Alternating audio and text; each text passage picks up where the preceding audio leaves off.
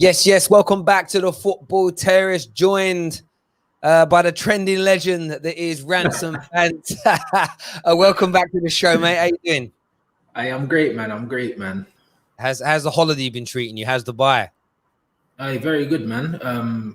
Tomorrow's my last day here, so yeah, man. It's been good. It's been hot, like 42. I've heard you lot complaining about the weather at home, but come on, bro.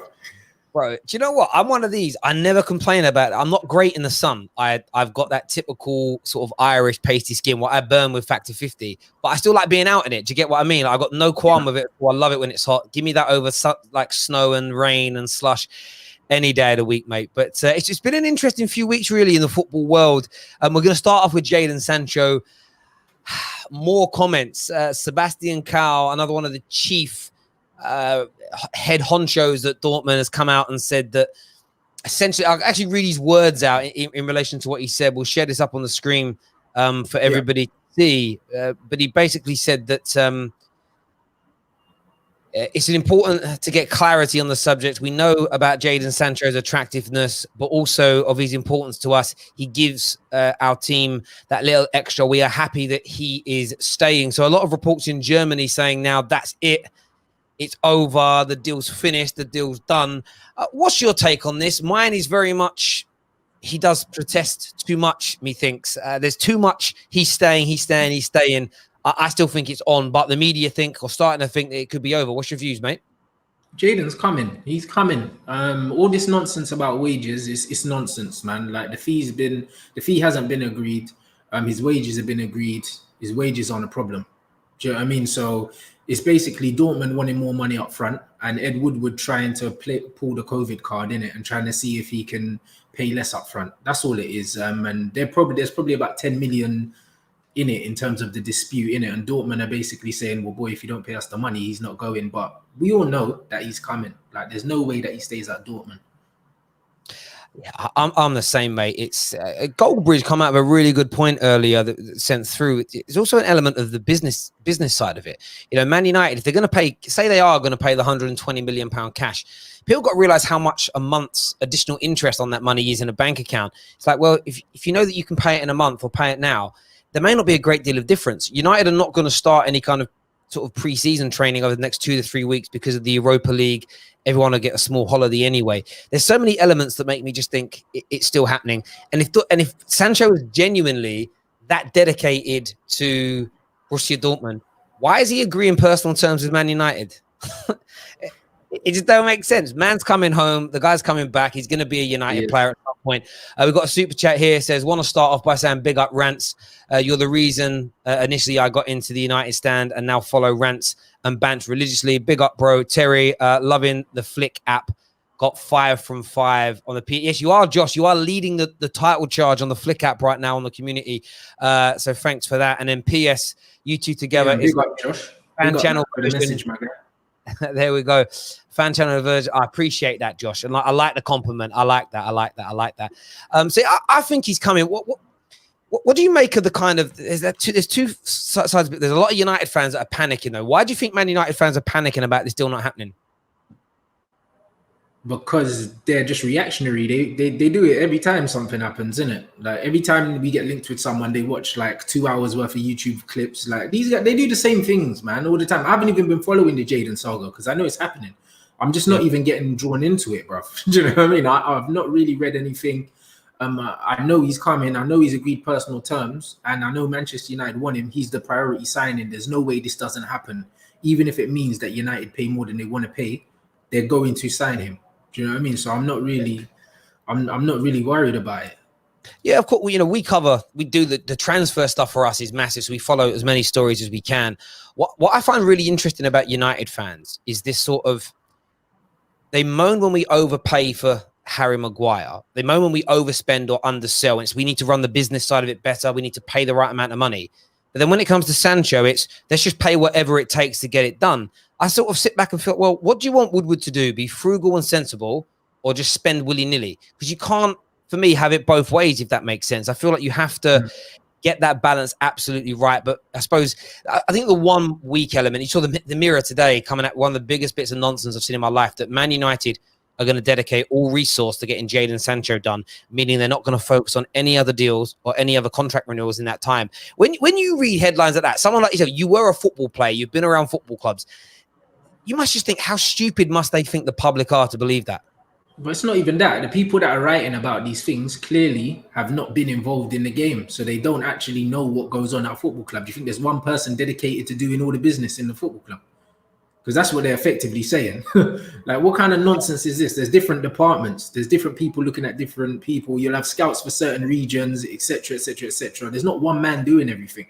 So why do we need loads of resources, to negotiate a fee with Dortmund? Because the contract, Jadon's contract's already negotiated. So all we need to do is agree on a fee to pay them. Why do we need everyone involved to do that? It doesn't actually make sense. Exactly. And the finances are done in the sense of the club knows what we can and can't afford to do. The accountants and the financial experts will have done that for us. The consultancies have been working on this since December. The club have outsourced to them to change the figures with Dortmund by a few million here, a few million there. You don't need to get a whole department of accountants to rerun the numbers again. They know what they can and can't do.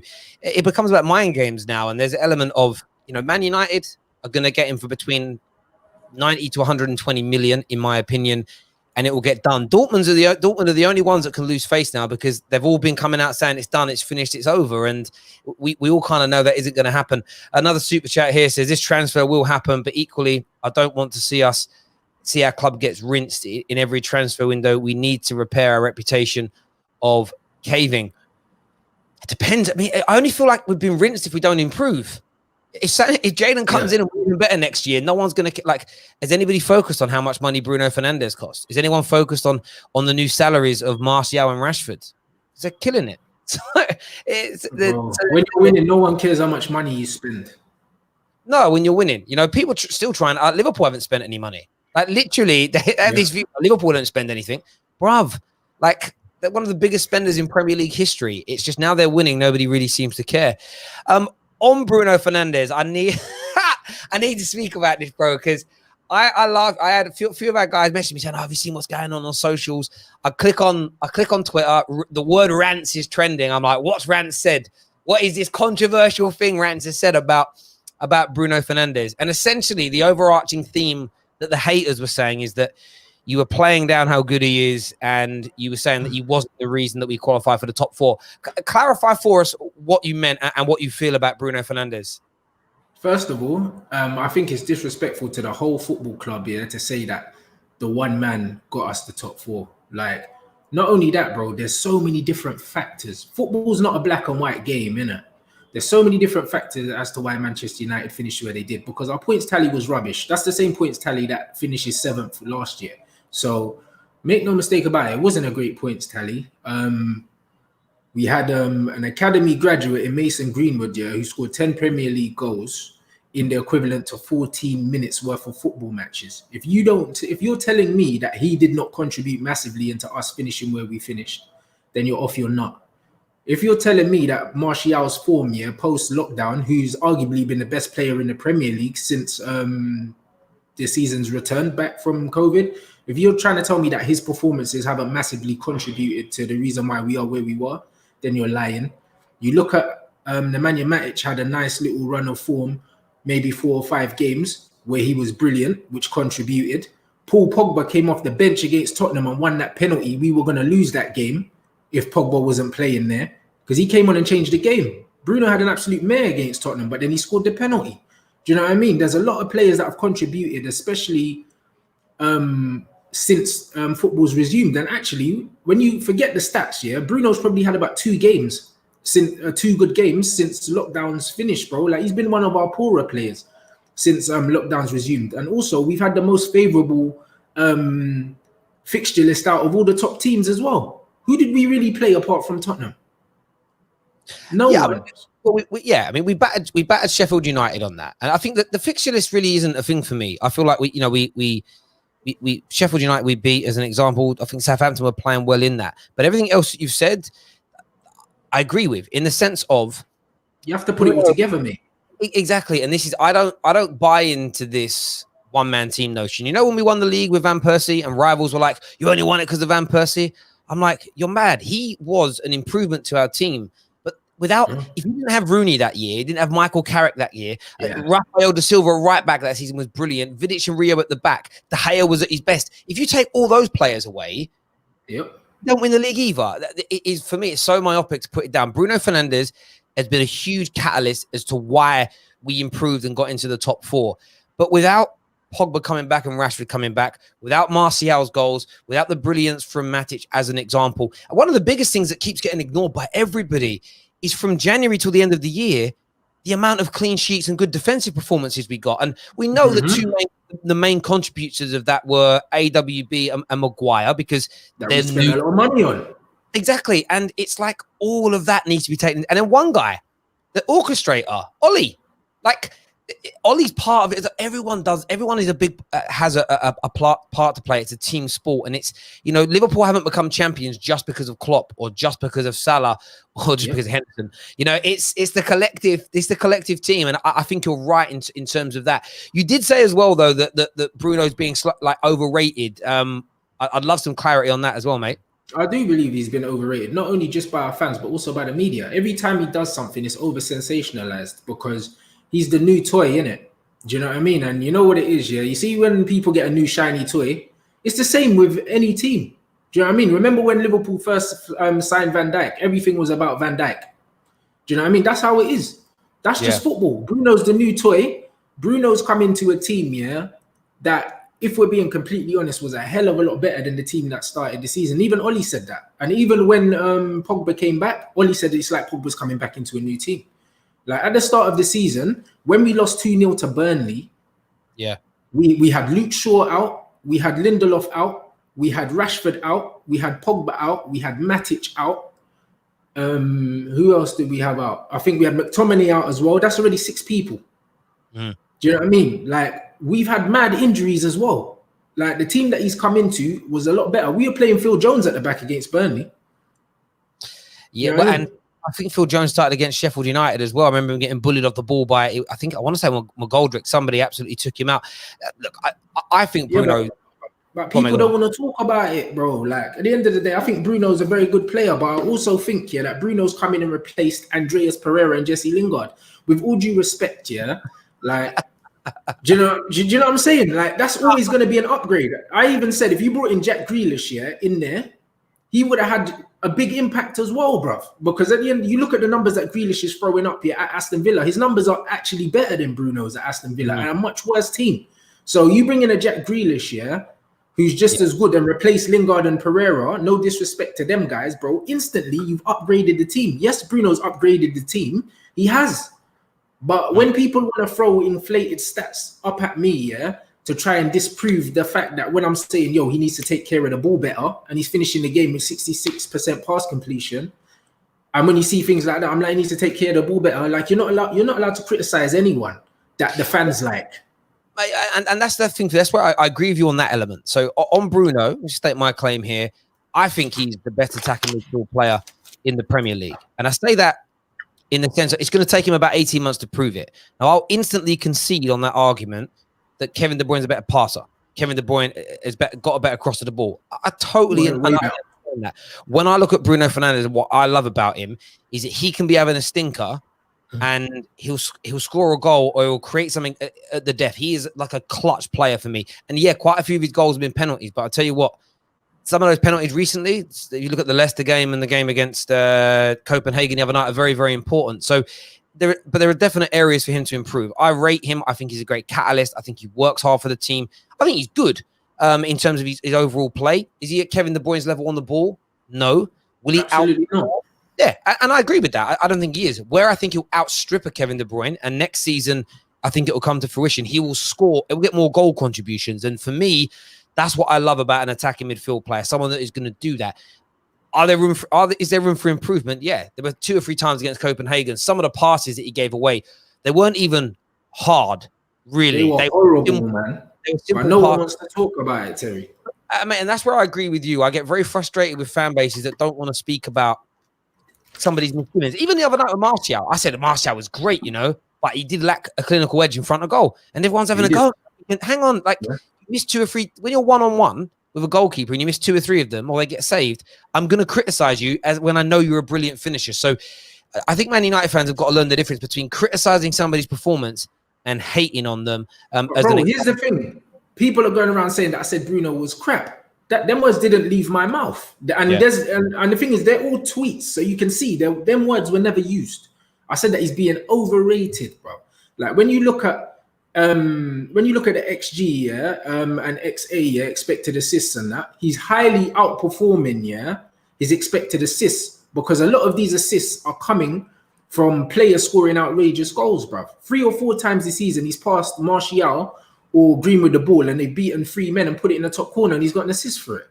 And then when guys are saying goal contributions, Terry, the guy takes every set piece at the club. So again, it overinflates it because he takes corners, he takes penalties, and he takes free kicks. So of course your goal contribution is going to be high. But how many times have you seen Bruno play an amazing pass that split the defense and someone scored, like a Kevin De Bruyne would do, or a Bernardo Silva, or a David Silva, or a Pogba? Like, we haven't seen that, bruv. A lot of his assists have been little 5-yard passes to the side, and people are going mad like this guy's doing. He's a prime Mesut Ozil, bruv. That's not what's going on. I get that, and I don't think that is the kind of player that Bruno Fernandes is. I mean, he certainly has made some really good passes, and I think of the one, I want to say it was against Club Brugge. It wasn't actually an assist, but the pass over the top, Mata played back at Garlo scored. He has that in his box. That isn't the kind of player he is. On the assist stat, I've had this argument with people for years, and it's not about Bruno, KDB, Trent. It's when people compare the KDBs and the Trents to Giggs and Beckham. What annoys me is it's easier now to get assist stats than it was up until 2004. You can play Absolutely. A 5-yard ball to the left, and that's the thing. Even with KDB and these guys, if you take away their what I call the sort of the soft assists, they're getting nowhere near the level that the Giggs and the Beckhams were getting, because they're not as good as crossing anymore. But there's no doubt about him. For me, this is where fans have just got to understand. I'm quite happy for Bruno to stay at the level that he is in terms of performances. He'll have loads of good ones like in the early days. He'll have some off ones. What I like about Bruno and what I think makes him clutch is that he could be having a stinker.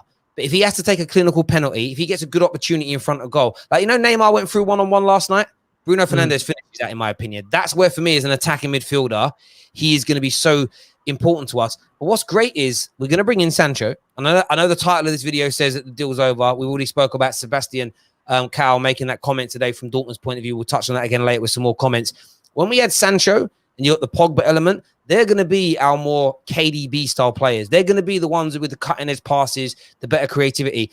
I think Bruno's going to be more of a goal scorer midfielder, more of a Frank Lampard. Does that make sense? Like, you don't compare Lampard in terms of passes. Exactly. But these guys don't understand, and that's what's annoying me. Is like, how are you comparing this guy to KDB? Like, I'm just like, you can't do it. They're not even the same style of player. That's like comparing Lampard and Gerrard, bro. Like, it's a different game altogether. Bruno's a goal scoring midfielder. When you look at his average position on the pitch is like a second striker. He plays right up Martial's arse pretty much when you look at the positions. Like, he's not someone that's playing box to box or doing any of these things, bro. But the thing is, with a player like that, if them assists start drying up, and we don't get penalties, that's when people are gonna start kind of side-eyeing him, bro, if he's not doing more.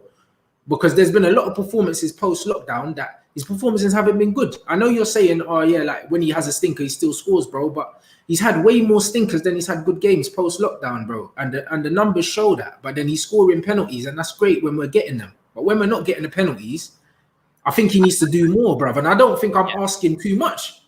No, but I don't think... I agree with you on that. I don't think you are. But that's where the team effort comes down. So it's that case of, in the games where he's been poor, overly... a lot of players have not been at that same standard. We went through those 4 games where we broke the record and we won for, everybody was we had 5, 6, 7 players in those games looking brilliant. Since then, every game you'll get 5 or 6. The other night against Copenhagen, I thought Bruno was poor. I thought Rashford was poor. I thought Pogba was quiet. Our fullbacks were ineffective going forward. Rashford was terrible against Copenhagen. Absolutely. And for me, we've known each other long enough. I don't have agendas against football players in the sense of, I love Rashford. He's my favorite player at United. I like how he plays. But if he has a bad game, 60 minutes in, I'm calling for him to be substituted, because the most important thing for me is for the team to win. Do I love Bruno Fernandes? Yes. Do I love the impact he's had? Yes. Will I push the propaganda? Will I push it out there that he's the best? Of course I will. I think, though, with the goals that he'll get, I think he'll improve. I think as our team gets better, he'll stand out even more. And, you know, he'll be our version of Frank Lampard. And for me, that isn't going to be a bad thing because he'll win us a lot of games with goals. Some will be from penalties. Some won't be. Look at Frank Lampard's total. Everyone raves about his total. I read somewhere that 49 of his goals were penalties. So I feel like, you know, if you take them away, suddenly does that take him of his totals? Does that take him away from the Paul Scholes debate? Probably, because suddenly it does.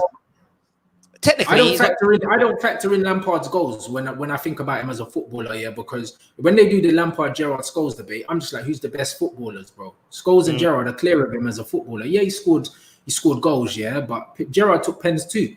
But we don't know how many goals Scholes would have got if he took penalties, and Scholes is still in the 100 club, mate. Do you know what I mean? So, it's...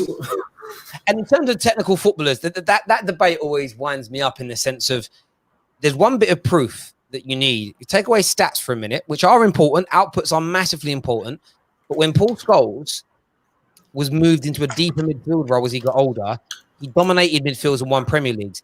They never even tried that with Lampard because he didn't have the ability to do it. And Gerrard was a very average holding midfield player when he had to drop back. Also, when you look at their ages, obviously they're different ages in real terms, but Paul Scholes came out of retirement and won a Premier League title at the age they were in MLS. MLS or retired, So it's like that for me is debate over. I had a guy, right, called Forward. He's a Chelsea fan who came on, right, and debated. And you don't have to think Ryan Giggs is the greatest Premier League player ever, but his view was, we did a series of shows about overrated. He said that Giggs is the most overrated player in Premier League history. He kind of gave a few reasons. He said that he wasn't even that good of a winger, right?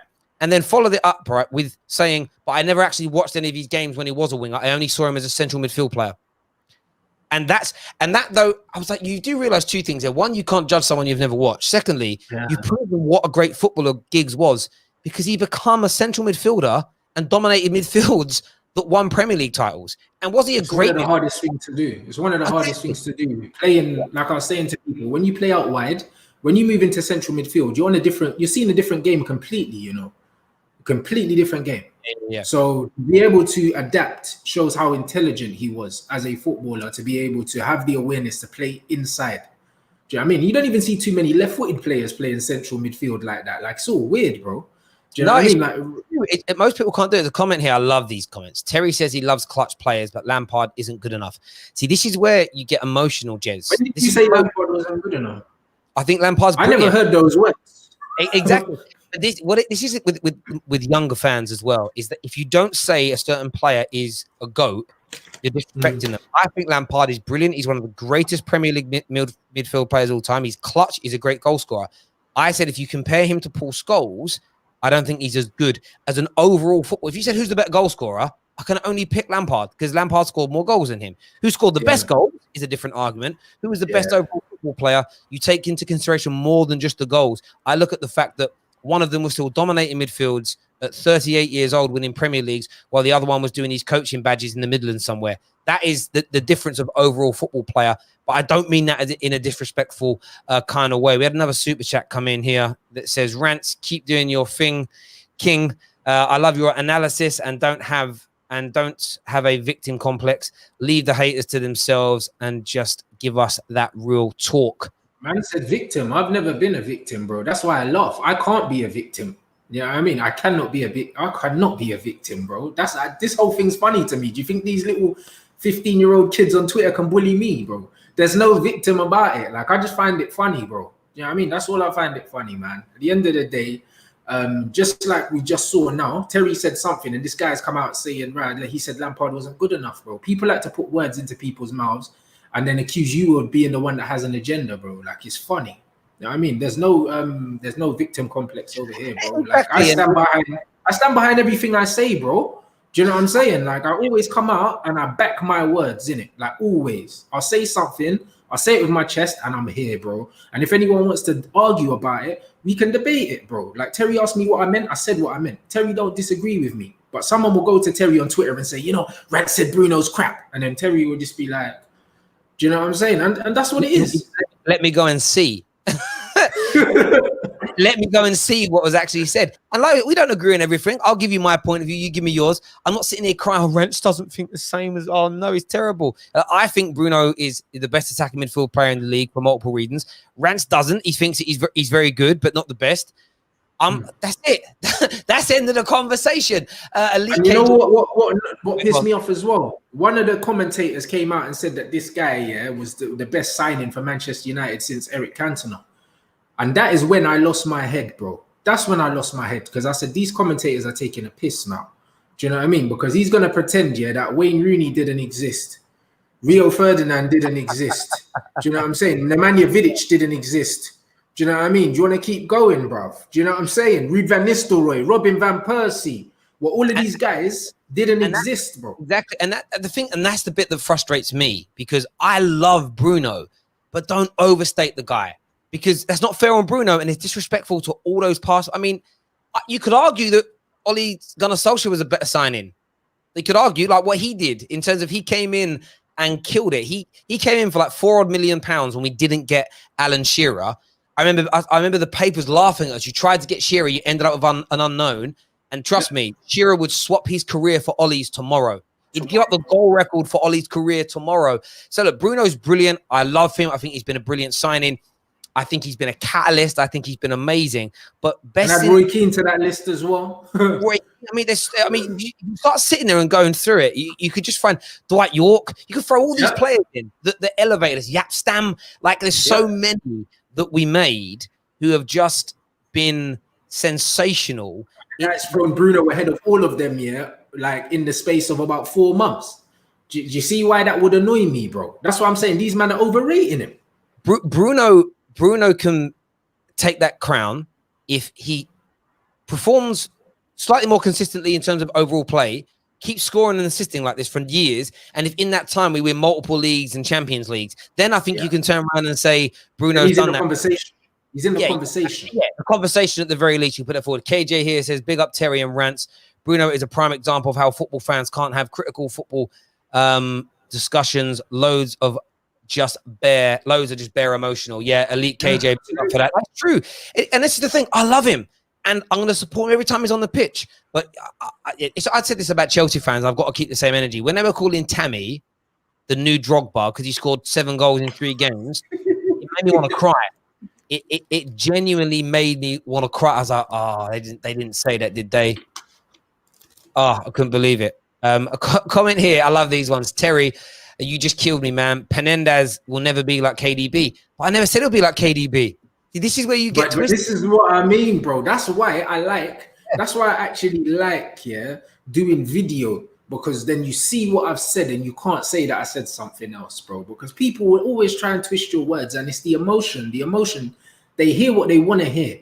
They don't hear what you say, innit? And that happens with me so much, bro. And because I'm so unapologetic with my opinion, I don't sit on the fence like a lot of other people in the YouTube world, bro. Like they sit on the fence and kind of, you know what they're saying, but they don't really say it. Nah, bro, I'll say it.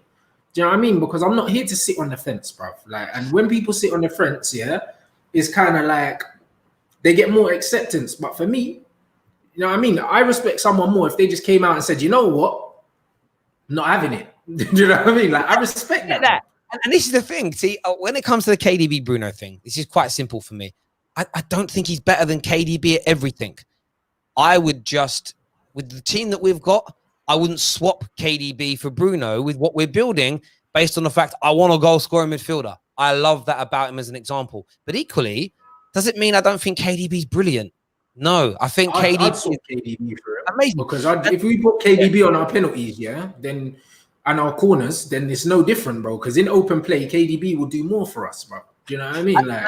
And that's a fair shout based on what we've seen. I think Bruno will improve in those areas. I think he's great. And I think there's also an element of tribalism in that, in my view. And I know that, if I'm being really... of course, yeah. But that's the point. I stand by that. What I have, you must notice this on socials at the minute as well. If you say, I think Martial's better than Firmino, which a lot of people right now would say is true, the response is, well, explain how. It's what you saying, Firmino's rubbish. You know, you sort of sit there and you're like, how?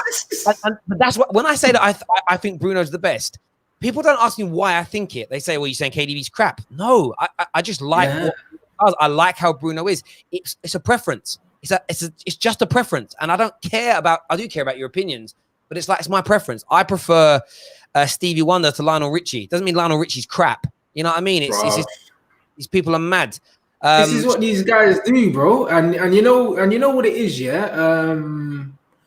Like the other day, for instance, someone said they went through a list of United players and they were like, yeah, they were all crap. And I was like, Fred's not crap. And then the guy said, he's a squad player at best. I said, bruv, there's no shame in being a squad player at Manchester United. We had loads of good squad players, bro. We're Manchester United. Because if you're a squad player, that doesn't mean you're crap, you know. It just means you're not better than the players in our first team because we have world-class players in the first team. And that's how it should be. Mate, amount of times I say this to people, like the reason why Jesse Lingard gets so much hate is because he's a squad player, because of bad recruitment and bad running of the club, has been made. To start games. He shouldn't be starting. He's having to start too many games. We all loved growing up Jesper Blomqvist, Henning Berg, David May is a cult hero, and he was an average football player. John O'Shea, Wes Brown, Fletcher, Park Ji-sung is a prime. I think Jesse Lingard in the right Man United team could be as influential for us as a Park Ji-sung. I really do. But what he would need, if you put Park Ji-sung in his prime in this United team in the last 2 or 3 years, look rubbish, mate. People would have hated him. They'd have hated him. Him. These men talk about how good Park was, yeah, because of nostalgia. He went from Manchester United to QPR. Okay, so if Park Ji-sung was this world-class player that everyone's saying, he doesn't end up at QPR straight from Manchester United because he wasn't old when he went to QPR. He would have been 29. Well, the same with like when Wes Brown and O'Shea, these guys didn't get picked up by top 6, top 7 teams. They went Sunderland. Like they were good players. And you stick Wes Brown in a centre-back partnership with Rio or Vidic against Burnley at home, he's grand. And by the way, Wes Brown had loads of great games against big teams. Right back in the 2008 season as well when we won the championship. But Wes Brown could have gone on to being even better if it hadn't been for injuries and these things. But at the end of the day, he wasn't a top elite level defender. He just wasn't. He was very good. He was crap, no. There we go. Mason Gunwood, Mason Skywalker, Captain Marvel, The Chosen One, Agent 49. Our boy is the only one I will gas to the 10th degree. It's the nth degree. But cool. It's the nth degree. I love that. KJ's my boy though. He made my new intro. He's a great guy. Yeah. On Mason Greenwood, how impressed have you been with his progression this season? Very. Like I said, he's got 10 league goals, yeah, in the equivalent to 14 games worth of minutes. That's good by anyone's standards. 18 years old. He's got 20 goals in all comps. And you're trying to tell me that one man won this thing for us, bro. Mason Greenwood. We didn't pay a penny for that guy, you know. And he's come through. Imagine if there's someone told you at the start of the season, Mason Greenwood was going to give you 10 Premier League goals and 10 goals in all other competitions, mate. At 18 years old. And he only starting games after the lockdown. Mate, do you know what's crazy about it? Like, when I remember in the summer, this is about this time last year, United are doomed because you haven't replaced Lukaku and Sanchez. And I was like, listen, I think Martial will cover those goals. And he pretty much has. If he hadn't had any injury, he'd be in 30 goals by now easy. And then I look at Mason Greenwood. At the time, if Mason scores 5 goals in all competitions this season, he's replaced Sanchez. And he's done that. And, you know, we're going to get Sancho in as well. Greenwood has got, Greenwood, interestingly, out of the 4 we're going to have next season, has got the highest ceiling. In my opinion, he has this ability to place the ball, but with power. It's uncanny to anything else that we've got. It's absolutely brilliant. Strawberry here again says Fergie said Wes Brown was the most gifted defender. Show some respect, Terry. He was when he was younger and he was gifted, but he had major knee. He had way too many knee problems, bro. Like in terms of ability, Wes Brown was very, very good. Of course. Listen, same with Nicky Butt. Nicky Butt was a quality player, but because he was playing with Scholes and Keno, people thought, he's rubbish. Nicky Butt's different gravy, bro. I remember when he played for England in the World Cup and Pele was talking about how good Nicky Butt was, bro. And at Manchester United, he was a squad player. Yeah, World Cup, I think 2000. I want to say 2002. That was Nicky Butt. It was the one when was it Ronaldinho, Chip Seaman? It was that one. Yeah, that World Cup. Yeah, Nicky Butt was class at that tournament. And listen, it's not about not showing respect. There's ability versus how you actually deliver. Another prime example, Fergie said that Phil Jones could go on to be the most gifted and best Man United player of all time. And I'm not even going to lie, right? Phil Jones' first 6 months in a Man United shirt, he was phenomenal. He played a lot of games in midfield. He used to drive with the ball. There were all these comparisons to Duncan Edwards, and Man United fans were very excited. That was horrible, though. The Duncan Edwards shout was a horrible shout. But that's the problem when people do it. And then what happened is he just never progressed. Anderson's first season, for all you kids out there. Hey, bro, he was different. Gravy, mate. 07 to 08 season, this guy was balling. And I remember thinking... Gerrard, Fabregas, he clapped all of them, bro. All of them. And then a few injuries happened. He got 2 major knee injuries. Didn't get enough games. Yeah, broke a leg. Everything went wrong for that boy. And he just he petered out. So that's the difference. There's ability at the young ages, and then it's what actually happens, what comes to fruition. And it's not about disrespect. It's just along those lines. For anyone new tuning into the live stream, please smash the like button right now. We started the stream off by talking about comments from Sebastian Cow. He is one of the chief head honchos at Borussia Dortmund, again coming out today and confirming that the Sancho to Man United deal is dead. They're happy the player is signing, but myself and Rants both agree this is just them keeping the deal alive in the media. We think the deal's going to happen. Fabrizio's going to be out later on, I think, on another channel. I think on the Stretford Paddock, again, talking about this. And Fabrizio, I know what Fabrizio's going to say. The same thing. The deal isn't over. Personal terms have been agreed. This is just a poker game between the two football clubs. No, he's going to talk other deals, but on the Sancho situation, nothing has changed. You're going to get all these headlines every day. Ignore them. Wait. And then see what happens from there. What's your thoughts ahead of Sunday's game against Sevilla? Are you confident? No. Why? Bro, we haven't played well, bro, in about 6 or 7 games, bro. And Sevilla are a team, that's their trophy, man. Do you know what I mean? I think they've won it 3 of the last 5 times. Like, I can't go into that game confident based on our performance level. Do you know what I'm saying? I can go in confident based on the ability of our players, but we haven't seen the true ability of, I'd say, 90% of our players, like for the last 4 or 5 games, bro. We haven't been good, man. If we're being 100% honest with ourselves, like we're dragging ourselves over the line. Like last game was a penalty. Do you know what I mean? The game before that, didn't play well. Probably since the Southampton game, we haven't played well, man. West Ham game, we didn't play well. Do you know what I mean? Leicester game didn't play well. Like I haven't seen United play well, probably in at least 6 or 7 games. We've been getting the results, but we haven't been playing well. And I don't think we can afford to not play well against Seville. Yeah, I feel like I get that. I completely get what you're saying there. It's been some of the performances haven't been good enough. Sevilla are a good team, bruv. Like I watched them play against Wolves, dominated the ball. I think up until, I don't know what happened by the end. I didn't check the stats, but about 80 minutes, it was 10, 11 corners to 0. They dominated proceedings in that game. If we are poor, especially in our execution, and that was the biggest issue I had against Copenhagen. We had so many openings and we didn't finish. We need Rashford, Martial, Greenwood, Bruno in those attacking roles to be on point. And we will create. I'm sure we're going to create openings. I'm sure we're going to get opportunities. But I do feel my fear is if we don't finish, then we could come unstuck. The good news is, though, if we beat them, because there's a lot of our rivals, and if we beat them and play well, a lot of our rivals have been really kind of disrespectful to the run that we've been on since January. And we know Sevilla are a good team. I think, Sevilla had good results this season against some of the top teams in Spain. Some of their performances in the Europa League have been good. So I think if we can beat them, I think they're also unbeaten themselves in like 19, 20 games. So they're no mugs. They're no mugs at all. I'm looking forward to it. Would you make any changes to the starting lineup from the other night? I like that lineup, to be completely honest. I was a bit bemused by the substitutions, to be fair. Do you know what I mean? But it is what it is, man. I thought Fred did well in there, and the numbers proved it did, but he keeps getting substituted. I don't really know. Eric Bailly came off for Lindelof. I don't like Lindelof and Maguire together. I think Bailly complements either of them two just because he's got a bit of pace about him. But I'm not really sure, bro. I'm not really sure. I wouldn't be surprised if Oli starts with Matic and Lindelof in that game. Yeah, I feel the same. I like Bailly at the back. Got a bit of speed in there. I thought he had a good game. Again, not too sure why he came off. I know both centre-backs were on yellow cards, but apart from that, I wasn't too sure. The one thing that worries me is the attacking options from the bench.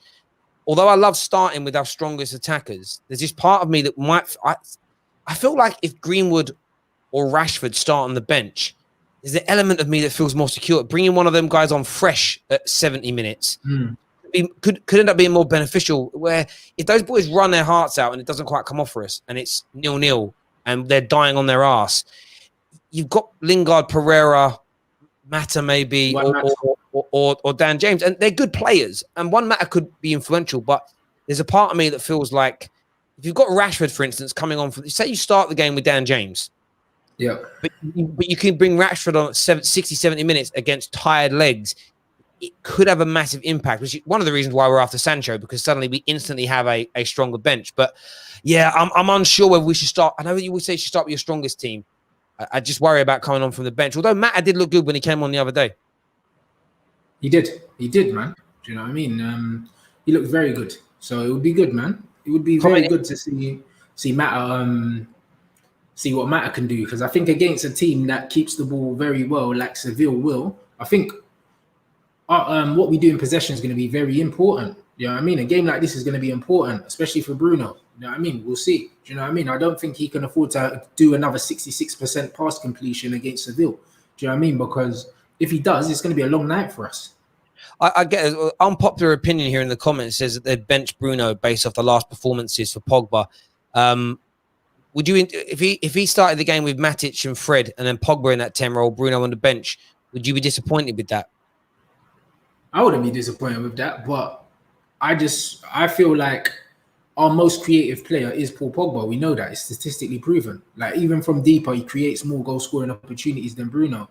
So I would like to see him further forward. But at the same time, with the right tactics, we can play them both further forward. Do you know what I mean? I don't like Paul Pogba in the double pivot. Pogba and Bruno can still play together without Pogba playing in the double pivot. Do you know what I mean? I think against most teams, we shouldn't need to play two defensive midfielders. I think it's too negative. You know what I mean? Against Seville, I can understand why we might do that. But against other teams, as far as I'm concerned, if we're at home to Burnley and we're playing two holding midfielders, you're having a laugh, mate. Do you know what I mean? And I agree. I remember the game against Brighton where we played really well. You had Pogba on the edge of the box a lot. I want to see Pogba venture forward more in these roles. Interesting comment here. Neeks from Neek Sports has posted it in the comments, saying the outcome of negotiations will depend on Koulibaly's future. Man United are keen on him. That's from Damasio. I haven't seen the tweet itself. That's an interesting shout. My mind on Koulibaly changes a lot. Would you take him at United? I'd take him, but I think he's overrated as well. I think he's another one. Every time I've watched him play live, he's looked rubbish, if I'm being honest. You know what I'm saying? Mate, it's crazy. It's like I would take him at 50, 60 million. But when I'm hearing like 90s, 100, I'm thinking, whoa. I feel about. I don't think he's that much better or better at all than Maguire. I just think because he plays in Italy, different kind of player as well. Yeah, but they make the same kind of mistakes.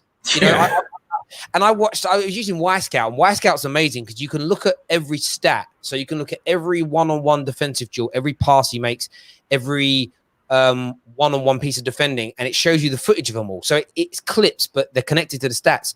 And that boy, the amount of times he has the ball in not just dangerous situations, but he has the ball, no one's pressuring him, and he'll pass the ball straight to a guy in front of him, or he'll just miscontrol it in bad places. That's my worry with him. And yes, I'm unsure on Koulibaly, but maybe, and a few people said if him and Maguire were together, that would create more security. There'd be less mistakes, maybe. I don't know, but I think at his age, it's a good signing. We need an experienced centre half to come in.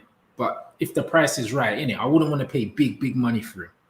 You know what I mean? But if he's available for 50, 60 million, I think it's a good signing. No, I hear that, mate, completely and utterly. But are you, in terms of everything else that's going on sort of in football, are there any other players that you want United to bring in? Anything else that's sort of catching your eye in the football world at the minute?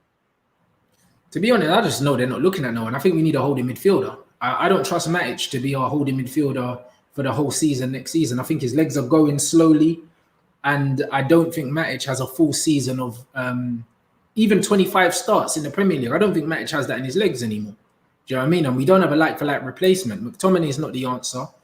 And Fred is not a holding midfielder. He can play in that role, but we need someone that's going to screen the back four in it, especially if Pogba is going to get further up the pitch. I don't want to see next season Paul Pogba picking up the ball off the goalkeeper. Like, I'm tired of it. Do you know what I mean? We shouldn't be seeing that. No, mate, I hear that. For me, I want Thomas Partey or Ndidi.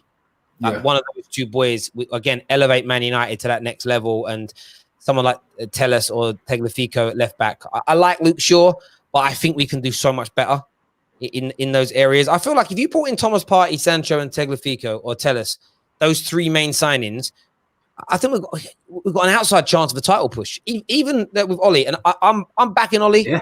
Yeah. I think he's turned a lot of things around. He's got us playing better football. The second half of the season was great. I'm still not convinced that he can win us a Premier League title, but I still think for the rebuild he's necessary. Yeah. But you sign those three players, and there we go. And who knows, if we can go on to win this Europa League, it might be the catalyst that's needed. But we certainly need to improve. We certainly need those players going into next year, mate. But I appreciate you coming on, mate.